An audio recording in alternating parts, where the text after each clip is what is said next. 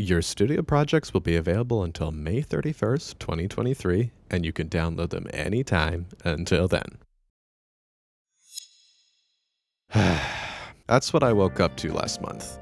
It took me a minute to get over the initial shock and realize what it really meant, what this represented. A fundamental shift in the thinking of a company that millions of us have come to rely on. See, I always had the assumption that Splice was the type of company that had everyone's back as artists.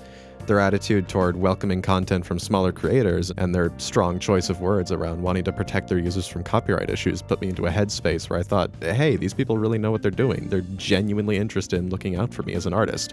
Big mistake. Big. Huge. I have to go shop. I think this is a trap that's a lot easier to fall into than most people probably think. There's an expectation in today's society that you have to be on the defensive, not get too personally invested in anything corporate, because there's no way that company wants to do anything but exploit you. With music companies, it can end up feeling different. See, we've all dedicated a lot of our lives to learning a skill that I think everyone can agree tends to have a pretty soul-crushing ratio of sweat equity to artistic fulfillment. We've all suffered, so we feel like we're part of this exclusive club where only the cool kids hang out. And companies like Splice, well, they're not meant for the general public. They're only meant for you. They like you. They're impressed that you're smart enough to be here. Bullshit. The idea of this imaginary plateau of great skill and artistic integrity might have been true in the past, but as software becomes more accessible, more people end up getting into trying to produce their own music. And as the snowball gets bigger, software companies start to take notice. All of a sudden, there's a demographic of beginners that's a lot stronger than it once was, and those beginners can be capitalized on. So companies start to shift more and more toward catering to the beat maker. That beginner is able to skip over foundational musical knowledge and take full advantage of the shortcuts they've been given by a company who doesn't give a shit about them. And then they start to build a following. Then once they're on top, they introduce everyone following them to XYZ game-changing tool that gave them their success, which of course is going to lead to, every wide-eyed kid who looks up to them wanting to get their hands on that same tool so they can be just like them. What CEO in their right mind would want to miss out on that kind of money?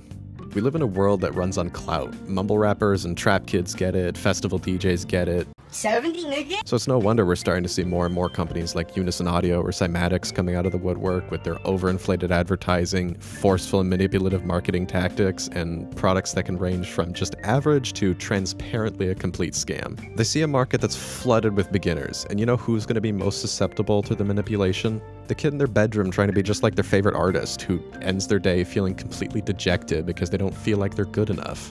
I've had to come to terms with a lot of the blind support that I've thrown to companies in the past that I thought were just as personal and cool as they were in the beginning. People like Native Instruments and Isotope, who started out doing really cool things, but in recent years seem to have left behind what it was that made people love them in the first place, while pursuing a more profit-centric business model that prioritizes a market that I just don't fit into.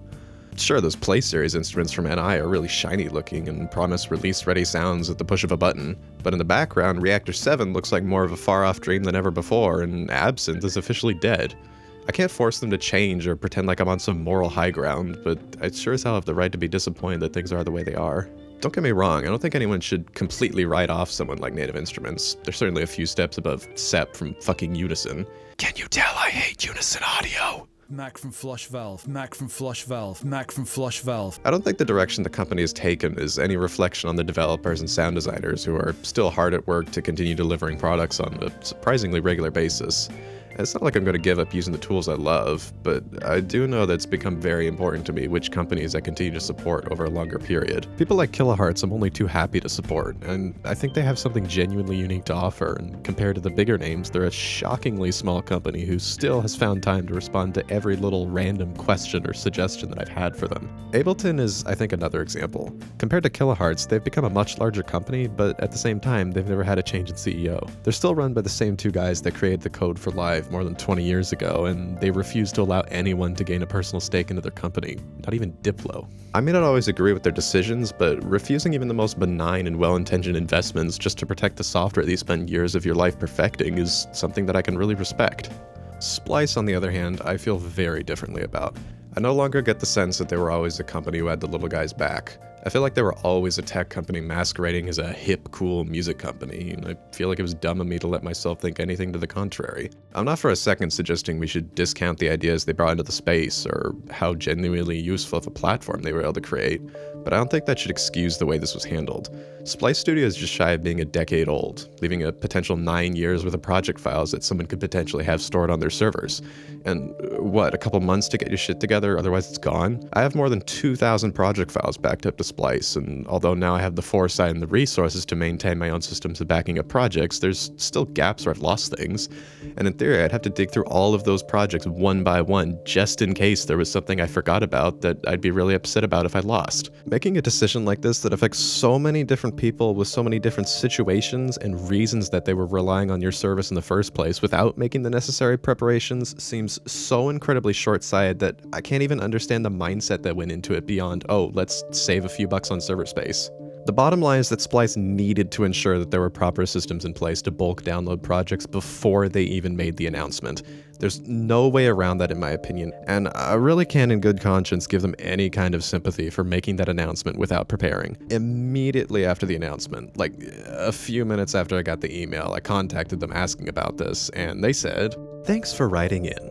Unfortunately, it's not possible to download all of your projects at once, but you can queue several projects at a time by clicking the download button on multiple projects. We apologize for any inconvenience." You can queue several projects at a time. God damn it. And I was very forthcoming in my original email about the fact that I had thousands of projects uploaded to their servers, and their support team read that sentence, then decided that it was reasonable to ask me to individually download every single one. Hey, fair enough.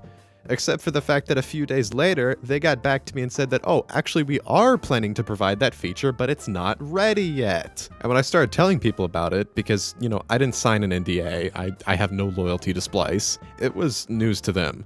I only got this information because I pressed Splice about it. They had no plans to publicly announce this. If the feature wasn't ready yet, you shouldn't have made the announcement. Period. I can't stress enough how this should have been non-negotiable. I don't care how you want to rationalize their decision-making. Splice is a massive company that was valued at $500 million in 2021. They had the resources to wait another week. They don't need you to defend them. But oh, the rabbit hole goes even deeper than that. A couple months ago, my friend Mona Pink and I were talking. We decided, hey, you know what? We've been wanting to collaborate on a piece of music for the past 5 years. Let's finally give this a proper try and let's use Splice to do it. So, not expecting anything out of the ordinary, I started a fresh project and shared it with her so we could go back and forth on it. We only got as far as her saving the project once and me trying to download it again before it completely stopped working. I tried all the usual things that level 1 email support would tell me to do anyway, but nothing worked. And hey, it's not like I didn't try contacting support. I gave them all the information I had, explained what I tried, did my best to be as helpful as I could, and they'd still told me to follow the same steps that I already tried. Alright, fine. Try them again anyway, whatever. After that, they tell me they'll be escalating my problem to a specialist, and then I go 10 days without hearing anything. Obviously, I'm getting kind of annoyed at this point, but I try to set that aside, and I just write them an email and just ask respectfully, hey, do you guys have any update on this? I got an email back from the supposed specialist that was supposed to have my problem escalated to them, and I didn't really get anything useful to go off of. Just a vague, we don't have an update on Splice Studio at this time. I'm sorry, what? The fuck is that supposed to mean? It took me about a minute after that email landed in my inbox to fire off another message that point blank said, I'm not looking for updates on Splice Studio, I just need my problem fixed. We are reimagining Splice Studio. We don't have an update at this time concerning any issues related to Studio at this time, and we're limited in the troubleshooting we're able to provide. I don't even get any kind of definite answer on if they can help me. I just have to read between the lines and infer that limited troubleshooting means that I'm shit out of luck. Fine, whatever. Eventually we gave up, deciding it'd be easier to just set up a shared Google Drive folder, and to this day I still can't access the Splice version of that project.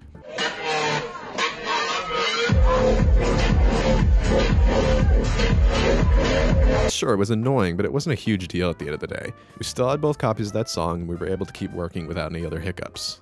Except this wasn't the first time I'd run into the same problem before. I've had multiple projects outright refuse to let me access them because of a vague, unhelpful error, and it's usually projects that I had lost due to hardware failure, meaning the Splice copy was the only version that I had left. Now, in one particular case, I was actually able to pull some command line wizardry and pull out the files from Splice's temp folder as it was trying to download the project. And you know what happened? It grabbed everything necessary for me to recover my song. which means that Splice was downloading the entire thing without issue, but because of some random error that, as I confirmed, did not negatively affect the project in any way whatsoever, deleted those downloaded files as soon as they were finished. This stupid, know-it-all application decided for itself that it knows better than me and refused to let me access my own data because of a problem that did not exist. Now, with all that context, let's go back to the email that I got from the wise Splice specialist. We are reimagining Splice Studio. We are limited in the troubleshooting we're able to provide. I received this email on February 9th. They weren't reimagining Studio, they were preparing to shut it down. They knew exactly what they were doing, they knew exactly the kind of situation they were putting me and anyone else facing the same problem in, and actively decided to refuse support to anyone who had their data held hostage by their application, knowing that data would be deleted in a few months' time and would not even vaguely provide warning that support was being withheld until pressed about it.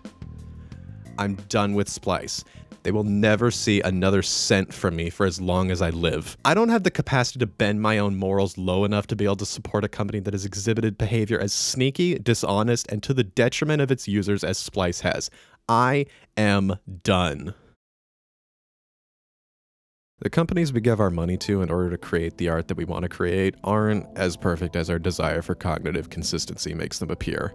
I don't think anyone should get rid of all their music gear on the basis that every company is out to get them, but I think we need to be very careful about the business practices that we choose to enable and lift above the rest of the market with our financial support. Like a lot of people, I've gotten really used to being able to only pay for the samples that I want, so after the Splice Studio announcement, I finally decided it was time for a change. I spent a few days researching my options, wanting to find a service that would give me the same benefits that had made Splice a staple in my workflow, but without the drawbacks of a company run by an ex-Adobe employee. Splice is great for raw quantity, but I would always find myself scrolling and scrolling until I finally got tired of looking for the perfect sample and settled for spending my credit on something that was good enough. I ended up with LoopCloud. I preferred the idea of a service run by an actual, well-respected sample label that had their roots in making sample CDs of their own back in the 90s rather than a tech startup for two main reasons. For one, they're a smaller company to begin with, and one that has a much better idea of what I need as an artist. And secondly, for a catalog that was admittedly smaller than Splice, but would be a more curated, overall higher quality experience. They know their market, and they've designed something to target that market. I'm so much happier being able to use an interface that has the more advanced feature set that I want, presented in a no-nonsense way that avoids the pitfalls of a slick, beginner-friendly UI that can really stunt my creativity sometimes. I don't need to work around the usability additions that are missing, I don't have to downgrade my expectations to match the software, I can just open the application, dig in, and find the inspiration I'm looking for. I don't want anyone's takeaway to be that I'm asking you to use a certain product purely because I say it's good. I only mention my experience with LoopCloud as an example. If you really do want to stick with Splice, hey, I can't stop you, and there's no reason you should have to buy into everything I'm saying. If you're happier with Noise, Sounds.com, or just want to go back to buying individual packs, then go for it. Just find what's right for you, and don't let any company tell you what that is or what it's worth.